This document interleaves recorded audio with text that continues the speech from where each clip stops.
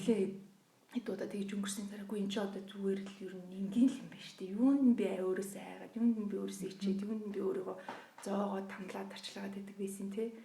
Бусад хүмүүс одоо юу гэж бодох, ер нь ямар хамаатай юм тий гэсэн тийм бодол анх удаа л ерөөсөө зурсаж орж ирсэн л дээ тийм.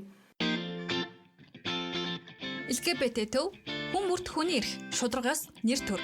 Та яг одоо Mongolian Queer podcast-ийг сонсож байна.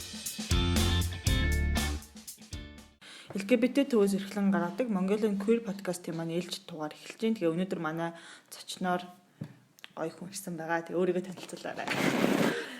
Сайн байна уу? Намайг Туя гэдэг. Би өөрийгөө ер нь бол илэрхийлэхдээ гей эмэгтэй гэж илэрхийлдэг. Яагаад гэдэг бол би мэдэхгүй, зүгээр тэр гей эмэгтэй гэдэг илэрхийлэл надад өөр сэтгэлд илүү арай жоохон ойрхон буудаг учраас тэгдэг юм болов.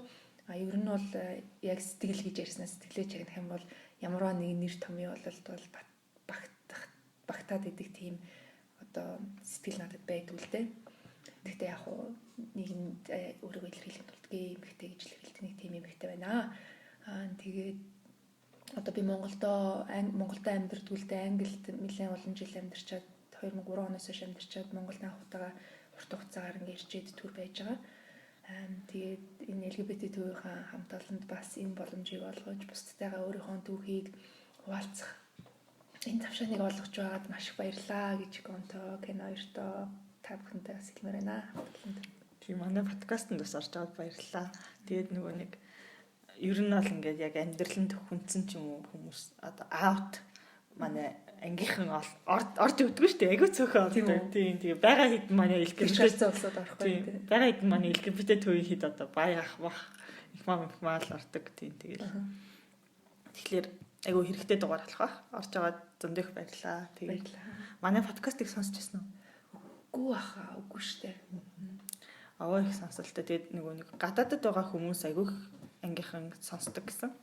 Тэгж сонссон. Би болохоор бас жоохон бас тасархаа ер нь тэр тал дээр жоохон муу тэгээд ер нь янз бүрийн юм сонсож байгаа гэсэн. Тий хаяа Facebook page дээр орж хаяа хардаг. Тэрнээс одоо яг тэгж подкастыг бол яг чих тамин сонсож үзэж байгаа юм байна. Хэдэн жилийн дараа анх Монголд ирж ийн гэсэн бэ? Би ер нь Англид 17 жил асуулсан. Тэгтээ ер нь ингэж удаан ирээгүй бараг 6-7 10-аад жил болсон юм уу да тий. Монголд ирэх ямар вэ? Монголд ирэх үнээр гоё өстэй гоё. Цаг агаар нь гоё. Банк нартай. Тэгээд энэ Англид чинь бас хэцүү шттэ цаг агаар ер нь тий. Монгол Pride-ийг яг ингээд 10 жилийн өмнөөс бол ингээд хамаагүй нээлттэй тэмдэглэдэг болсон. Тэгээд тэр ялгааг харах ямар одоо ирээд яг Pride-ийг ирээд таарчлаа шүү дээ. Тийм билээ. Яг Pride-ийг таарсан. Тэгээд тамийн гоё миний яг анзаарсан юм манай залуучууд үнэхээр гоё байна одоо. Яг би ч одоо 40 гарч байгаа. Тэгээд миний 17 8 9 настай байхын үе одооний залуучуудын маань энэ 17 8 9 сартай залуучуудын маань үе шал ондоо гоёсон байна. Нээлттэй болсон байна. Хүмүүс бас биенийг хүлээн зөвшөөрч чаддаг болсон байна. Тийм хүнийг байгаагаар нь хүлээж чаддаг болсон, илүү болсон тийм нийгэмд амьдарч байгаа юм шиг тэгж гоё сэтгэл надад төрлөө. Тийм Туяа яг өсвөр насндаа ч юм уу яг манай үед ямар хүн байсан яг анх өөрийгөө яаж мэдчихэв. Яг ингээд одоо ингээд харьцуулаад залуу үеийнхэнтэй харахад юу нөөрөө та. Би 23 таа англи руу гарч ирсэн шүү дээ. Тухайд би come out хийгээгүй те. Өөрийгөө нууцсан далдалсан энэ тэнд очиод straight одоо охтуудад дурлал ингээл явж идэг тэгсэн мөртлөө ингээл өөрийгөө тэгэл илэрхийлж чадахгүй дотроо шаналал тий straight дурлцсан охиныгоо өөр найз залуутайгаа үнсэлж байгааг нь хараад зүрх шимшиг байсан. Явдаг тэгдэл байсан шүү дээ. Миний одоо 20 эдтэй 21 2 3 үе бол. Тэгээ 23 таа Англид анх очиод ер нь манай сургууль яг Лондонгийн гей scene гэдэг гей community одоо Soho гэдэг энэ дүүрэг байдаг. Тэр дүүргийн яг хажууд манай сургууль байдаг гэсэн. Би сургууль руу ирж алхаж наашаа цаашаа явахдаа байнга одоо хоёр залуу годомчны болонд үнсэлдэж байгаа ч юм уу нэгнийхээ гарыг хөдөлсөн, тэрвэрсэн ингээ явж байгаа ингээ хүмүүсийг байнга ингээ хараад нэг хэсэг явсны дараа ер нь өөрөө өөртөө эвлэрч эхэлсэн л дээ. Тэр хүртэл бол миний бас залуу 10 насны үе 20 насны ихтэл бол бас жоохон хэцүү сэтгэлийн дарамттай тийм үе байсан юм бол.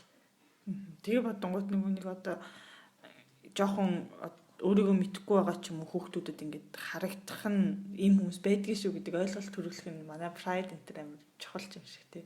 Тэгэлгүй яг тэр маш чухал. Та бүхний хийж байгаа ажил бол маш чухал ажил шүү дээ. Нийгэмд одоо энэ цөөнхий бидний учраа болохгүй байгаа энэ явж байгаа үед тэгээд миний 10-д 20-той байх үед бол тийм юм байдгүйсэн шүү дээ. Тэгэхээр манай залуучууд маань бас маш их давуу талтай тийм нийгэмд амьдарч байгаа нь ингээд та бүхний бас өсөр их нөр их тий ажлын хүч хөдөлмөр тэрний үрдэнд бас энэ залуучууд маань маш их мэдээлэл авч одоо нээлттэй болж байгаа. Стрит улсууд энэ бусад нийгмийн одоо олон хотын улсууд бас их зөв мэдээлэл авч байгаа тэр тал дээр одоо бас маш их баяртай байгаа юм бол. Би ч гэсэн анх яг LGBT төв байгааг бол үдид одоо яг яагаад явж байгаагаа ч мэдэхгүй. Тиймэрхүү л яа надтай адилхан тийм хүүхдүүд зөндөө олон байгаа. Угаасаа тийм л амар тэгдэг. Тэгээд яг контент хийдэг камаут хийжсэн лээ. Би ч 2 жил гарын нийл юм шүү дээ. Манайхаа миний түүхийг сонсомоор байвал миний подкаст руу яваад очиорой. Тэр хөтлөгч хийж байгаа. Тэгээд яг тийм гей юм гудамж юм уу те бүр Сохо юу тийм сохо гей дистрикт гэдэг юм уу дүүрэг одоо айгүй том бүс байдаг л та Лондонгийн нэг төв хэсэгт тэгээд тэр бол бас маш гоё газар бас Лондонд хүмүүс очиж үзэх ёстой газрын нэг шүү дээ. Ямар гоё. Тэгээд бүр ингээд баг жилийн 4 үлрэлт pride юм шүү те баг. Тий, ер нь бол тийм байна. Очноо заавал очноо. Тэгээд одоо жишээ нь тийм нээлттэй амьдралд өссөн ч юм уу одоо тэр яг гудамжаар хөтөлтөж явж байгаа залуучуудаас ч юм уу яг ингээ Монголд өссөн хүүхдүүдийн queer хүүхдүүдийн багтаа өөрийгөө мэдчихсэн тухайн үеийн түүхүүд нэх өөр байгаа шүү дээ. Тэгээд яг өөрийн чинь хувьд яг ямар хөө байв?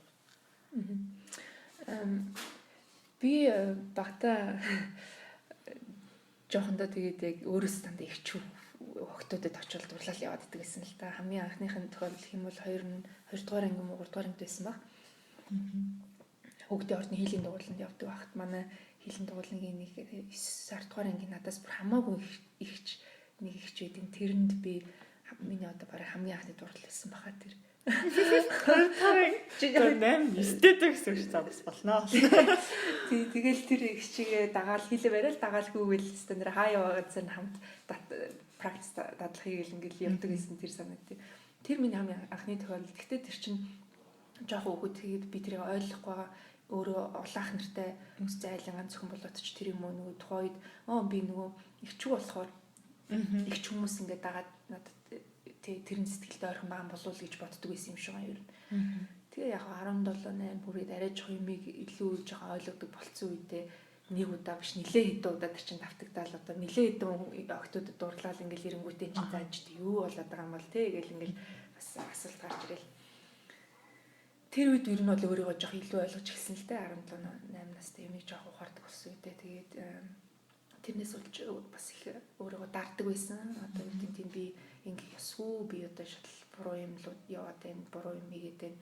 Одоо яагаад би ингэж бүх хүмүүсийг би манай найз охтууд жишээ нь одоо найз залуучуудтай байхад би яагаад тий одоо ингэхдээ ингээ бодоод байдیں۔ Гэж тэрнээс их сэтгэл шаналдаг зовдөг байсан л та. Их сэтгэлийн зовлонтой бидний бас бүгдээрээ нэмэлт тулдаг юм баг тэр бол тий. LGBTQI хүмүүсийн хувьд тий. Тийм. Гэтэ үнэхээр нээлттэй ч юм уу ингээ багаас нь мэддэг байсан бол арай дээрч байх байсан юм шиг тий. Хамаагүй дээр ч юм уу. Тийм зөв тэр ийм хүмүүс байдаг. Эн чин энгийн тэгээд ийм байгалийн ямар нэгэн чамд буруу байхгүй гэд хэлсэн бол ингээ хамаагүй хөнгө амьдчих гадсан. Тэр боловсролын системд тэрийг оруулж өгч ирсэн. Тийм оруулж өгч ээж тэрийг бол хүүхдэд багаас нь тийм одоо зөв юм суулгах багталтай хүүхдэд одоо тийм болсон шүү дээ тий. Одоо ерөөсөө англи манглд бол боловсролын системд энэ ч орсон шүү дээ. Тэгэл тийм тэхэлгүүтэй ч одоо би одоо хүүхээсээ өмнө Монголд ижлүүсээ хас гэрлэхийг харчмаар л хитэнстэй байлэг он тэгээд гэсэн 23 тэй шүү дээ. Тэгээд 17 энэ одоо яг өсвөр насндаа өөрийгөө бүр ингэж дурлаад байгаагаа мэдчихээд тэгээд өөртөө зөрчилцөөр байгаа 7 дэвцсэн юм байна тий. Тий, ер нь бодол тийш дээ. Өөртөө зөрн тэр үед чинь нөгөө яг одооний одоо манай залуучуудын одоо энэ мэдээлэл их байгаа шиг тийм мэдээлэл байдгүйсэн. Ийм төвч байхгүй, ийм хаана юу байгааг нь мэддэггүйсэн байхгүй юу. Одоо би жишээ нь оюутан 19-тэй 20-тэй оюутан байхдаа ингээд дотроо ингээд сэтгэлийн гүн ингээд нэг юм олох юмшсэн тийм нэг ийм газар байгаа. Тэг ямар хүнтэй танилцсан юмсан ингээд боддог мөртлөө хаашаа явахаа мэдгүй, яахаа мэдгүй. Юу ч байхгүй, хаана юугаа мэддэггүй тийм бидэг гэсэн ер нь. Тэгээд мэдээж Лондонд тэр хүртэл ингээл өөрийгөө барайл өөрийгөө зовоолт гэдэг чи тэр худлаа ярин тэр чинь дагаж бас ингээ худлаа юм ярин тэр бол миний айгүй бас дотроо шаналж явдаг гэсэн маш том юм хүнд худлаа яар заавалч хүн худлаа ярих болно хэрийнхэн худлаа ярих болно тийм нэг залуу ингээд хурж ирээд хаалган дээр хурж ирээд ингээд нөөц чи надад таалагдахгүй байхад гэрийнхэн шалгандаагаар хүлээгээд авцсан чинь тий оо энэ санаа найз л болох ч юм тэгэл ингээл тэрнээс ч үүдэл цаашаа зөндөө худлаа ярих тийм тохиолдлууд гарангуут би өөрөө тэрэндээ айгүйх зовдөг гэсэн тэрнээс үүдээд одоо муу зуршлуудад айгүйх бид нэр ингэж автагддаг юм шиг байгаа манай одоо тий одоо тэр чинь дөнгөж 17 8-тай одоо яг шилжиж чинь нас дөнгөж өнгөрөө явж байгаа үе тэгэнгүүт бид нар чинь тийм сэтгэлийнхаа ямиг илэрхийлж чадахгүй тийм нуугдмал юмтай худлаа ярих одоо өөрийнхөө үнэлэмж байхгүй өөрийгөө үнэлэмж байхгүй тийм үед бол хүн маш их муу зуршилд автагддаг муу юм автагдаж байгаа айгу амархан болчихдөг юм шиг байна. Тэгээд би ч өөрөө тэрнээс ангид байгаагүй тамхитаатан тэгээд архиухаараа одоо заавал тэр одоо сэтгэлийнхаа зовлон даарч тэгэж одоо мартах гэж тэгэж уун ингээд тэр чинь нэгээс үлдээ муу зуршил болоод тогтчихдөг. Тий. Тэгээд Англид очсныхоо дараа л тэрийг эн чинь ерөөсөө зүгээр юм байна штэ. Тэгэж өөртөө тэмцэлэх хэрэггүй юм байна штэ. Өөрийгөө ингэж хүлээн зөвшөөрөх байгаар хүлээн зөвшөөрөхтэй юм байна. Тэгжээж эхэлж өөрийгөө ойлгож өөрийгөө хүлээн зөвшөөрчээж дараад нь бусдаар хүлээн зөвшөөрүүлнэ гэхээс өөрийгөө ойлгож хүлээн зөвшөөрөөгүй байжгаад бусад хүмүүс тэрийгэ тулгаад те чи намайг ойлгох ёстой чи намайг ингэх ёстой гэх юм бол тэр бол бас бүтэмжгүй боломжгүй юм шиг надад санагдсан тийм. Тийм. Тэгээд Англид яг коммодитигт нь одоо тэр гудамж ч юм уу те яг тэр процесс ер нь илүү амархан болоо явцсан гэж би ойлголоо. Тийм илүү амархан болсон ер нь орчин надад нэлээд бүр ингээд сэтгэлд ойрхон болоод тэгэнгүүт зориг ороод би миний нэг хайртай найз байдаг айгу төс тас гэсэн хүүхнэлтэй тэгээд тухайд тэгэл би яагаад ч юм ер нь бол бас миний бас хүндэлж имиж авдаг найз тэр миний найз. Тэгсэн мөртлөө имиж авдаг мөртлөө би тэр найзтай анх камаут хийхээр шийдсэн тухайд магадгүй ингээл миний айдас чинь одоо энэ одоо ийм төс тас юм чинь надаас найз болохоо найзлахаа болчихвол уу гэсэн бас надад айдас байсан мөртлөө би тэр найзтай хэлье гэж бодож хэлжсэн л доо. Тэгээд анх манайд хэлэхэд би бүр гацаж мацаж муурч ээрч муурч 2 3 дахин болох гол хэлгээл тэгж тэгж байгаа л нэг юм арай гэж нэг юм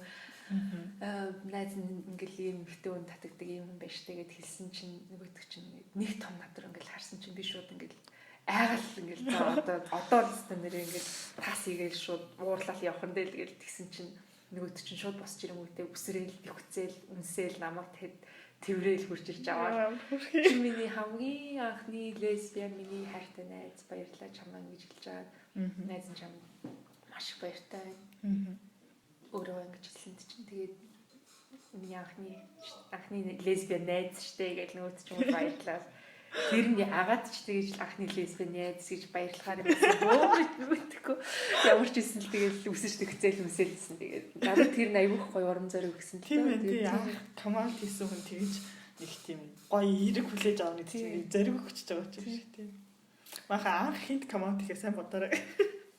Гэтэ ер нь бол нэг хүн заавал нэг хүнд өөрийгөө юу зарлаа тунхлаад ах тийм эрэгтэй ч юм хэрэггүй ч юм уу тэрийг бас бодолцох хэрэгтэй юм шиг надад санагдсан.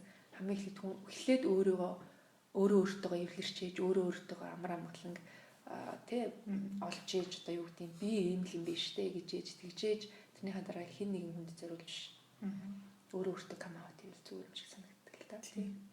Бас ер нь хизээний цагт хинч камаутыг шаардлагагүй амьдрах л та тий.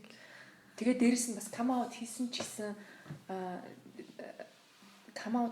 нөгөө хүн чинь бас бас зочилд орно шүү дээ. Одоо чинь ээж ч юм уу, ах ч юм уу, эгч ч юм уу те хин нэг бид нар одоо хүнд өөрийнхөө үзэл бодлыг тулгангуудаа энэ л намайг ойлгох ёстой гэдэг үүднээс бас come out хийх нь бас арай бас дутагдaltaй тийм бодож байгаа тал байж магадгүй. Тэгэхээр тэр нөгөө хүн чинь бас цочролд орж байгаа хүн тэр хүнд цаг хугацаа хэрэгтэй тий.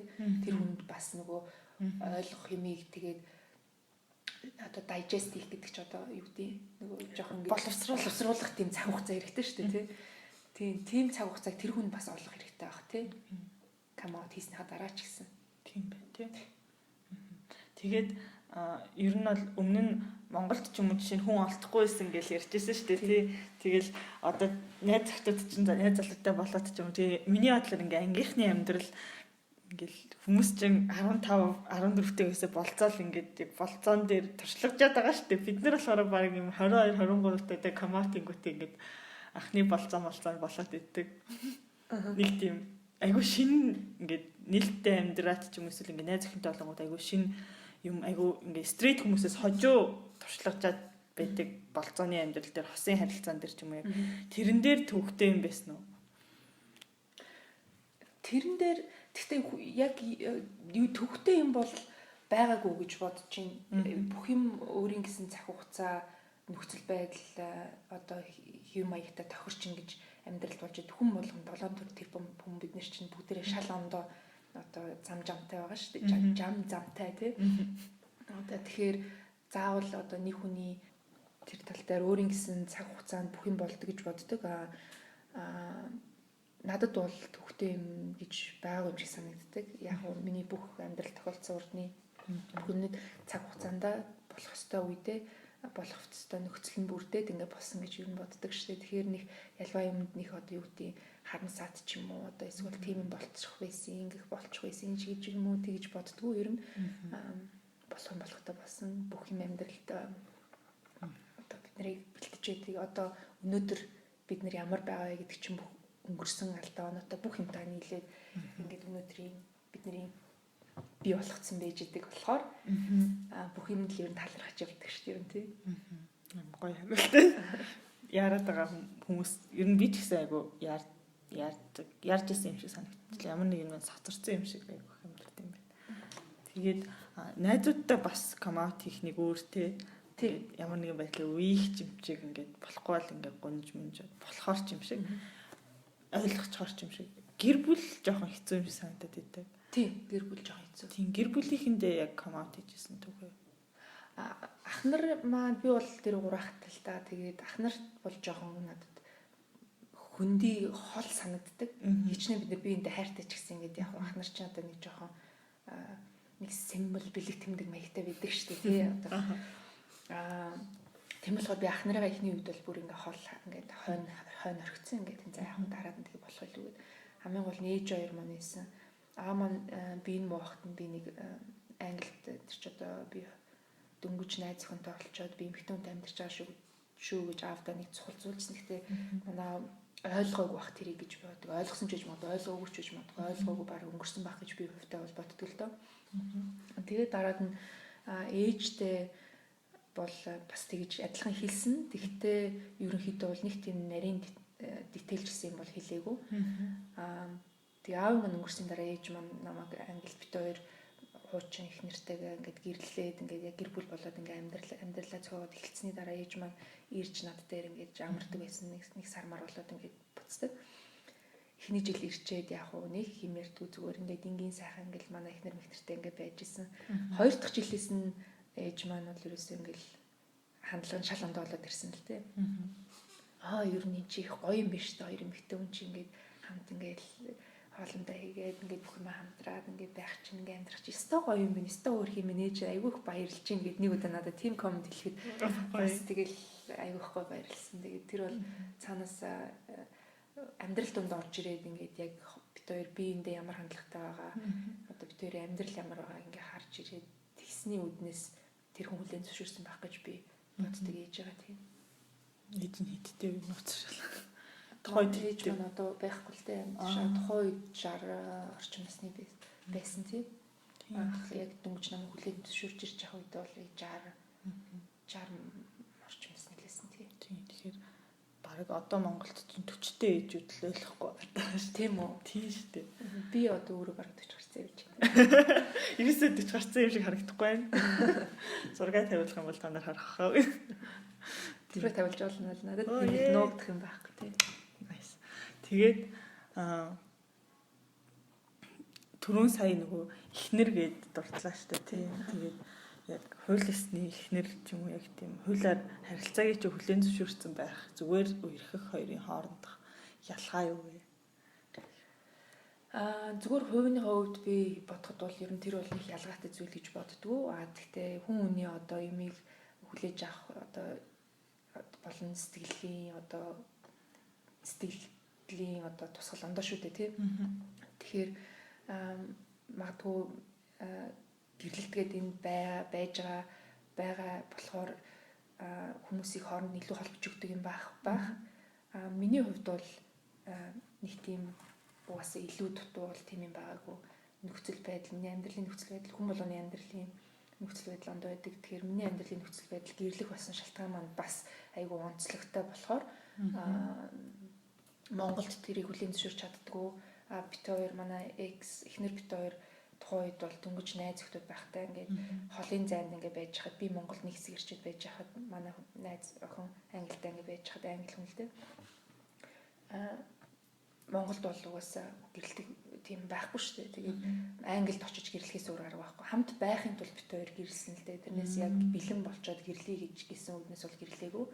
Тэгэхээр тэр болохоор бит хоёрын амьдралын тийм тухайн үеийн тийм амьдралын нөхцөл байдал онцлог тийм байсан учраас гэрэлсэн. Гэхдээ яг одоо ингээд эргээд харахад гэрэлсэн амьдрал, гэрлээгүй амьдрал, хамт амьдарч байгаа хосороо партнершипээр амьдарч байгаа хосуудын хоёр амьдралын ялгаа гэвэл баг байхгүй юм санагддаг.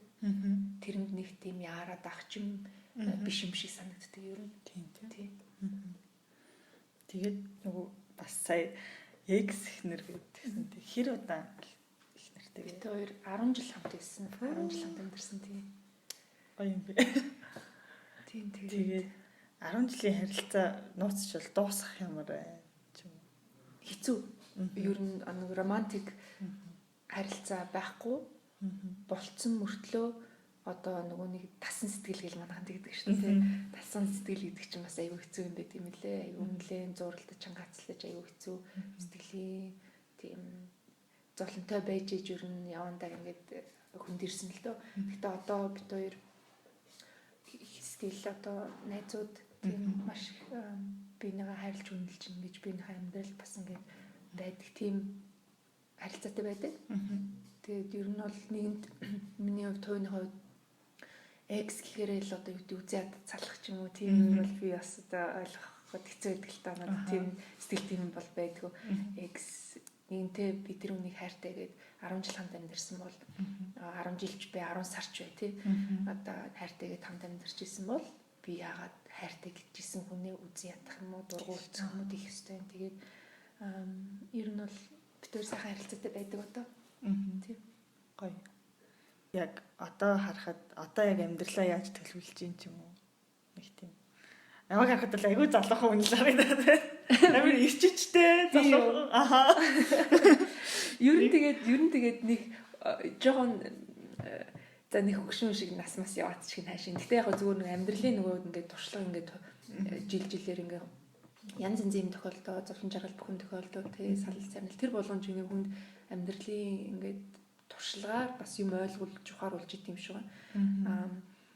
Тэр үднээсээ харахад бол ер нь их юм төлөвлөхөд болд юм биш шүү дээ. Ер нь л одоо цагтаа л амьдарч ивэл тэгээд хайр дурлалын ч юм уу тиймэрхүү юм бас төлөвлөд нэмэрхүүлэх л та тий. Тэр бол төлөвлөх юм баг биш байхаа. Хүний сэтгэлийн мэдгч угаасаа төлөвлөд идэг юм биш. Хүн сэтгэлийн юмыг бол зүгээр яг өнөөдөр ямар сэтгэл вэ яг тэрийгээ л дагаж явж явах юм бол алдсан ч байсан хүнд тэр чинь эргээд сурамж болдог тий. Онсон байсан ч тэр чинь эргээд дурсамж болдог тий. Тэгэхээр ер нь ямарваа нэг юмд төлөвлөөд имээгээд айгаад ч юм уу эсвэл одоо энийг тэгчүүл ингэж болов уу, энийг тэгчүүл ингэж болов уу, энийг ингэчүүл яачих болж гэдэг юм нэг тийм эргэлцсэн, тэнгэлцсэн security тийм найдвартай, баталгаатай ямыг харж хөдөлсөн тийм юм бол нэг тийм одоо би бол хийхээ болцсон мөлий. Тэр ер нь одоо цагтаа амьдраад тэр нь л ер нь надад жаргалтай санагддаг юм. Сэтгэлээрээ яг сэтгэл юу хүсэж байна тэрийг хийж. Тэгээд одоо ер нь Монголдо ирж амьдрий гэж бодож байна уу? Ер нь буцаад англи руугаа явъя гэж бодож байна уу? Би одоо 7 хоногийн дараа буцаж явах гэж байгаа. Тэгтээ анх удаага энэ 17-8 жилийн хугацаанд Монголдо ингэж удаа ирсэн болохоор сэтгэл маань ерөөсөй хуурсан. Монголдо ирж Монголдо бас ингээд тий энэ community-ийн дунд ингээд ороод бас утгалдаад ингээд явсан чинь айгүй гоё санагдаад community-ийн хувьд ч гэсэн ер нь монгол хүн гэдэг хувьд ч гэсэн тий ер нь ийм монгол сайхан юм цаг агаар ингээд бидний ер нь онцлог гэдэг монгол гэдэг онцлог чинь бас их учиртай юм билээ. Бас тэрийг бас би буруугаар ойлгодог байсан билээ урд нь. Монгол хэрэгэл нэг ганцхан монгол хэл цээжэд илтгэдэг гэж буруугаар ойлгодог байсан юм билээ. Гэхдээ ер нь л бид нар чинь монгол гэдэг хүн бол бас л их олон талын онцлогтой юм байна. Тэгээд тэрийг бодоод бас ер нь Монголдо илүү цаг хугацаа зориулж одоо мэдээж гарч байгаа ч гэсэн би бас залуу хിവэрээ байна. Тийм залуу байна. Тийм болохоор бас энэ залуугийн ирч хүч одоо байгаа зүйлийг Монголдо зориулвал өөрийнхөө сурсан мэдсэн юмыг наашаа бас жоохон илүү төлхөө ашиглал зүгээр юм болов уу гэсэн тийм сэтгэл энэ жил бол төрчлөө ингээд. Тэгээд Монгол руугаа удахгүй ирнэ гэж бодож байгаа даа ер. Ирээрээ. Нээлттэй тийм бас юм яг тийм бидний чинь л одоо барыг залуу насны л хэрхэл мэрхэл та нар одоо ингээд дутхгүй болчихно гэл одоо манай үеийнхний аут байгаа хүмүүс рүү тэгж дайрдээ шүү дээ. Тэгж одоо нийгмээс жоох хүүхдүүдийг уруу татдаг та нар залуу байхдаа ингээд Европ Америкийг л дөөрэж ингэж юм саваагүй юмнууд гэж агуу хэлдэг. Тэгэхээр яг юм яг хортой биш тийм queer төлөөллийг Монгол тарах айгуу гоё хаа нэлээд амьдрал.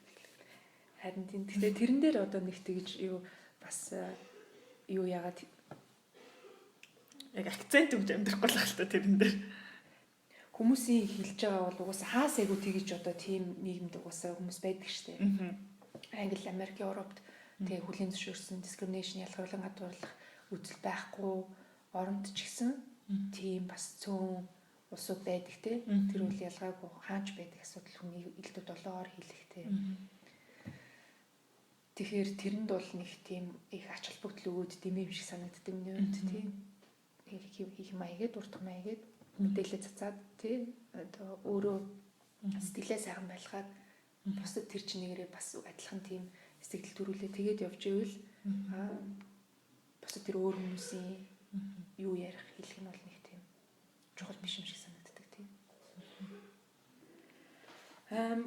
Ер нь бол хүмүүс тэг come out ингээд хиймээ гэл ингээд нэг айгүйх одоо юу гэдэг шахдаг шаарддаг ч хүмүүс үл хосуудын хувьд ч гэсэн тэг нэг хос нь одоо come out хийцэн байж тэг нөгөөдг нь come out хийгээгүй байж идэг тийм нөхцөл одоо нэг ганц Монголд ч би тийм Англид ч гэсэн тийм юм харж ирсэн нэг одоо юу гэдэг жоохон хүлээцтэй байхгүйгээр одоо тэг жоохон шахдаг ч юм уу тиймэрхүү байдал бас ажиглагдчихсэн. Ер нь бол миний хувьд зүгээр өөрийнхөө тусна туршлагаас ингээ харахад хүн өөрөө бэлэн болсон үед өөрийгөө эхлээд ойлгосон үед өөрийнхөө гүнлүү эхэлж орсон үед өөрийнхөө үнэлэмжийг одоо мэдэрсэн тэр үедээ л хүн come out хийвэл зүгээр юм шиг санагдсан. Хүнд зориулж штэ. Хүнд ямар харагдахын тулд биш эсвэл хин нэгэн хүнд зориулж биш. Найз охин ч юм уу, найз залуу ч юм уу тэрэнд ч зориулж биш. Зөвхөн хүн өөртөө зориулж come out хийгээд ер нь тэгж айдсаар сэтгэлээ тижээж биш хайраар сэтгэлээ тижээж үйл тэр бидний одоо хүсэж байдаг хэрэгчлөө гэдэг аянда ингэж бурхан гарч ир цэцгэлэн дэлбэлдэг баха гэж бодож байна ер нь. Ямар гоё үгүй. За манай подкастт ингээд урилгаар оролцсонд маш их баярлалаа. Тэгээд зөндөө олон хүнд айгүй гоё өгөөчтэй подкаст. Тэгээд баяртай дараагийн дугаараар уулзъя. LGBT төв хүн бүрт хүний эрх шударгаас нэр төр. Та яг одоо Mongolian Queer podcast-ийг сонсож байна.